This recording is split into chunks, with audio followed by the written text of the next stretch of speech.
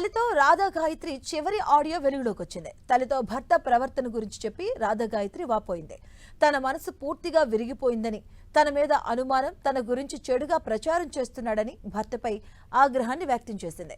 తాను ఏదైనా తప్పు చేస్తే నేరుగా అడగమని తన అత్తయ్యతో చెప్పినట్లుగా గాయత్రి తెలిపింది.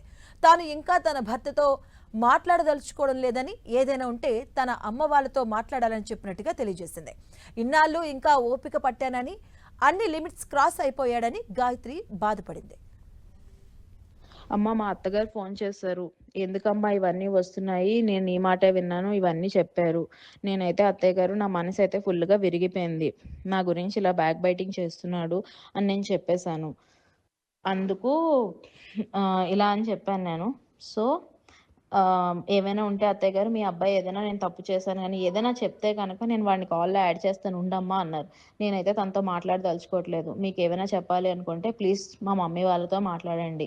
మీకదంతా విని నా తప్పేదైనా ఉంది అన్నా సరే నాతో చెప్పండి. అంతేగాని నేనైతే తనతో ఇప్పుడు మాట్లాడాలనుకోవట్లేదు. నా మనసైతే ఏం బాలేదు అత్తయ్య గారు. నాకు చాలా విషయాలు తెలిసాయి అని నేను చెప్పేసాను. ఇంకా నా దగ్గరకు పర్ఫెక్ట్ ప్రూఫ్స్ రాలేదు.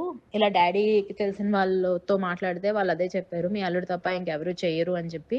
అండ్ వాళ్ళు చెప్పకపోయినా అది ప్రూవ్ అయిపోయింది. మొత్తం నా ఫ్రెండ్ సర్కిల్ అందరూ చెప్పారు. ఇంక్లూడింగ్ నవీన కూడా చెప్పింది. వాడే కదా చేసుంటాడు అని చెప్పి. ఇంకెవరికీ ఆ స్కోప్ అయితే లేదు అత్తయ్య గారు. అది ప్రూవ్ అయిపోయింది. ఇంకా అది తెలిసాక కూడా నా మనసు ఇంక మనసులో లేదు. ఇన్నాళ్ళు ఓపిక పట్టాను.